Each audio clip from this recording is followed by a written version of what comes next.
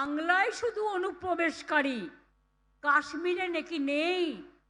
তাই যদি সত্যি হয় বন্ধু, একটা কথার উত্তর চাই, পহেলগাঁও তাহলে কি আপনারা করলেন?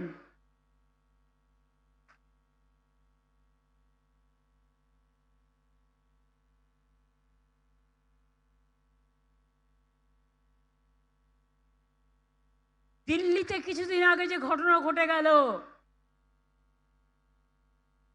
অনুপ্রবেশকারী বাংলা ছাড়া কোথাও নেই, তাহলে কি আপনারা করলেন?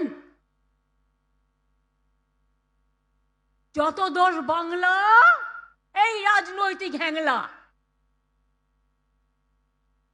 রাজনৈতিক হ্যাংলার দল।